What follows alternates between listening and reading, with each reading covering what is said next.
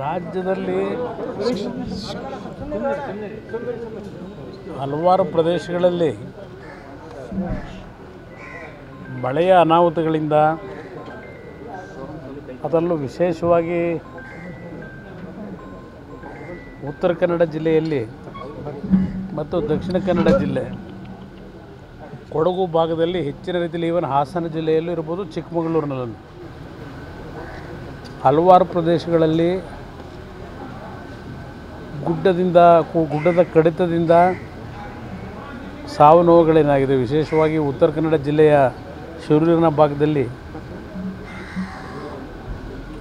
ಹಲವಾರು ರೀತಿಯ ಪ್ರಾಣಹಾನಿಯಾಗಿರ್ತಕ್ಕಂಥದ್ದೇನಿದೆ. ಸುಮಾರು ಈಗಾಗಲೇ 7 ಜನರ ಒಂದು ದುರ್ಘಟನೆಯಲ್ಲಿ ಮರಣ ಹೊಂದಿರತಕ್ಕಂಥದ್ದು ವರದಿ ಇರತಕ್ಕಂಥದ್ದೇನಿದೆ.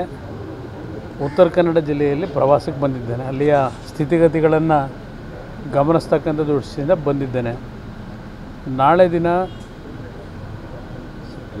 ಸಕಲೇಶಪುರ ಭಾಗದಲ್ಲಿ ಅಲ್ಲೂ ಸಹ ನಾಳೆ ಬೆಳಗ್ಗೆ ಅಲ್ಲಿಯ ಒಂದು ಅನಾಹುತಗಳ ಬಗ್ಗೆ ಹೋಗಿ ಜನಗಳ ಒಂದು ಸಾಂತ್ವನ ಮೂಡ್ತಕ್ಕಂಥ ನಿಟ್ಟಿನಲ್ಲೂ ನಾಳೆ ದಿನವೂ ಕಾರ್ಯಕ್ರಮ ಹಾಕ್ಕೊಂಡಿದ್ದೇನೆ. ಆ ಹಿನ್ನೆಲೆಯಲ್ಲಿ ಇವತ್ತು ಉತ್ತರ ಕನ್ನಡ ಜಿಲ್ಲೆಗೆ ಹೋಗ್ತಾ ಇದ್ದೀನಿ. ಉತ್ತರ ಕನ್ನಡಕ್ಕೆ CM ಆಗಲಿ DCM ಆಗಲಿಲ್ಲ, ಹೋಗಿಲ್ಲ, ನೀವು ಹೋಗ್ತಿದ್ದೀರಿ ಸರ್, ಏನು ವಿಶೇಷ ಅಂತ? ಇಲ್ಲ, ನನಗೆ ಇದೇ ಒಂದು ನಾನು ಕಳೆದ 3 ದಿನಗಳಿಂದ ದೆಹಲಿಯಲ್ಲಿ ಅಲ್ಲಿಯ ಒಂದು ಕಾರ್ಯಚಟುವಟಿಕೆಗಳಲ್ಲಿ ಭಾಗವಹಿಸಿದೆ. ನನ್ನ ಮನಸ್ಸು ಇಲ್ಲೇ ಇತ್ತು. ನಾನು 3 ದಿವಸಗಳ ಹಿಂದೆಯೇ ಬರಬೇಕು ಅಂತ ಇದ್ದವನು, ಆದರೆ ಅಲ್ಲಿಯ ಕೆಲವು ಮೊದಲೇ ನಿಗದಿತ ಕಾರ್ಯಕ್ರಮಗಳಿಂದ ಬರಲಿಕ್ಕಾಗಲಿಲ್ಲ.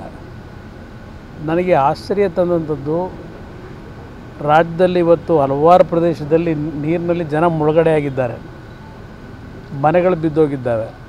ವಿಡಿಯೋ ಕಾನ್ಫರೆನ್ಸ್ ಮುಖಾಂತರ ಕೃಷಿ ಸಚಿವರು, ನಮ್ಮ ಕಂದಾಯ ಸಚಿವರು ಜಿಲ್ಲಾಧಿಕಾರಿಗಳಿಗೆ ಸೂಚನೆ ಕೊಡೋದು ಬೇರೆ. ಇಂಥ ಸಂದರ್ಭದಲ್ಲಿ ಮುಖ್ಯಮಂತ್ರಿಗಳಾಗಲಿ ಸಂಬಂಧಪಟ್ಟಂಥ ಸಚಿವರುಗಳಾಗಲಿ ಭೇಟಿ ಕೊಡದೇ ಇರತಕ್ಕಂಥದ್ದು ಎಷ್ಟರ ಮಟ್ಟಿಗೆ ಜನರ ಬಗ್ಗೆ ಇವರಿಗೆ ಕಾಳಜಿ ಇದೆ ಅಂತಕ್ಕಂಥದ್ದು ತೋರಿಸ್ತದೆ. ಬೇರೆ ರಾಜ್ಯದ ರಾಜಕಾರಣದಲ್ಲಿ ನಡೀತಾ ಇರತಕ್ಕಂಥ ಘಟನೆಗಳು ಏನೇ ಇರಲಿ, ಇಂಥ ಸಂದರ್ಭದಲ್ಲೂ ಸಹ ಇವತ್ತು ದಕ್ಷಿಣ ಕನ್ನಡ ಜಿಲ್ಲೆ ಮಂಗಳೂರು ಭಾಗದಲ್ಲೂ ಹಲವಾರು ಪ್ರದೇಶದಲ್ಲಿ ಮನೆಗಳು ನೀರಿನಲ್ಲಿ ಮುಳುಗಿದ್ದಾವೆ. ಪ್ರತಿನಿತ್ಯ ಜನರ ಬದುಕೇನಾಗ್ತಾ ಇದೆ. ಒಂದು ಸ್ಥಳ ಪರಿಶೀಲನೆ ಮಾಡಿ ಅವರಿಗೆ ಒಂದು ಧೈರ್ಯ, ಸಾಂತ್ವನ ಇಡ್ತಕ್ಕಂಥ, ಧೈರ್ಯ ತುಂಬತಕ್ಕಂಥ ಕೆಲಸ ಯಾರಿಂದೂ ಆಗಲಿಲ್ಲ. ವಿಡಿಯೋ ಕಾನ್ಫರೆನ್ಸ್ ಮುಖಾಂತರ ನಿನ್ನೆ ದಿನ ಅಧಿಕಾರಿಗಳಿಗೆ ಸೂಚನೆ ಕೊಟ್ಟಿದ್ದಾರೆ ಅನ್ನೋದನ್ನು ಮಾಧ್ಯಮದಲ್ಲಿ ನೋಡಿರ್ತಕ್ಕಂಥದ್ದು ಬಿಟ್ಟರೆ, ಇವತ್ತು ಕೊಡಗಿನಲ್ಲೇ ಹೇಳೋದಾದರೆ, ನನಗೆ 2018ರ ಅನುಭವ ಇದೆ. ಕೊಡಗಿನಲ್ಲಿ ಇವತ್ತು ದೊಡ್ಡ ಮಟ್ಟದ ಒಂದು ಮಳೆಯನ್ನು ನಾವೇನು ಕಾಣ್ತಾ ಇದ್ದೇವೆ. ಈಗಾಗಲೇ ಜಲಾಶಯಗಳು ಭರ್ತಿ ಆಗ್ತಾ ಇರ್ತಕ್ಕಂಥದ್ದು ಒಂದು ಭಾಗ, ಒಂದು ಸಂತೋಷ ತಂದಿರತಕ್ಕಂಥದ್ದು. ಆದರೆ ಕೊಡಗಿನಲ್ಲಿ ಆರಂಗಿ ಭಾಗದಲ್ಲಿ ಜಲಾಶಯದಲ್ಲಿ ನೀರು ತುಂಬಿಕೊಂಡಾಗ, ಅಲ್ಲಿಯ ಒಂದು ಧಾರಾಕಾರ ಮಳೆ ಬಂದಾಗ ಕುಶಾಲನಗರ ಭಾಗದಲ್ಲಿ ಮನೆಗಳಿಗೆ 2 ಅಡಿ 3 ಅಡಿ ನೀರು ನಿಲ್ತಕ್ಕಂಥದ್ದು ನಾನು ಅವತ್ತು ಕಂಡಿದ್ದೇನೆ. 18ರಲ್ಲಿ ನಾನೇ ಖುದ್ದು ಸ್ಥಳ ಪರಿಶೀಲನೆ ಮಾಡಿದ್ದೇವೆ. ಆ ಸಂದರ್ಭದಲ್ಲಿ ಹಲವಾರು ರೀತಿಯ ನಾವು ಜನತೆಯ ಒಂದು ಸಂಕಷ್ಟಗಳಿಗೆ ಸ್ಪಂದಿಸ್ತಕ್ಕಂಥದ್ದೇನಿದೆ. ಇವರು ನಾವೇನಾದರೂ ಹೇಳಿದ್ರೆ ಮುಖ್ಯಮಂತ್ರಿಗಳು PD ಅಕೌಂಟ್ನಲ್ಲಿ ದುಡ್ಡು ಇಟ್ಟಿದ್ದೇವೆ ಅಂತಾರೆ. ದುಡ್ಡಿಡೋದು ಮುಖ್ಯ ಅಲ್ಲ.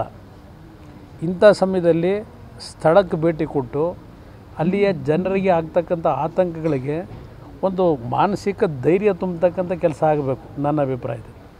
ಅದು ಈ ಸರ್ಕಾರದಿಂದ ನಾವು ಕಾಣದೇ ಇರತಕ್ಕಂಥದ್ದೇನಿದೆ. ಈ ಸರ್ಕಾರಕ್ಕೆ ಆಡಳಿತ ಹೇಗೆ ನಡೆಸಬೇಕು ಅನ್ನೋದೇ ಮರ್ತೋಗಿದೆಯಾ ಅನ್ನೋದು ಗೊತ್ತಿಲ್ಲ ನನಗೆ.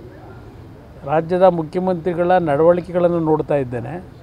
ಮುಖ್ಯಮಂತ್ರಿಗಳಿಗೆ ಇವತ್ತು ಈ ಸರ್ಕಾರದಲ್ಲಿ ಆಗಿರ್ತಕ್ಕಂಥ ಹಲವಾರು ರೀತಿಯ ಅಕ್ರಮಗಳ ಒಂದು ವಿಷಯದಲ್ಲಿ ಮುಖ್ಯಮಂತ್ರಿಗಳಿಗೆ ನೈತಿಕತೆಯನ್ನು ಇವತ್ತು ಉಳಿಸ್ಕೊಳ್ಳಿಕ್ಕಾಗದೆ, ಜನರ ಮುಂದೆ ಬರಲಿಕ್ಕಾಗದೇ ಇರತಕ್ಕಂಥ ಒಂದು ವಾತಾವರಣದಲ್ಲಿದ್ದಾರೆ ಅನ್ನೋದು ನನ್ನ ಅಭಿಪ್ರಾಯ.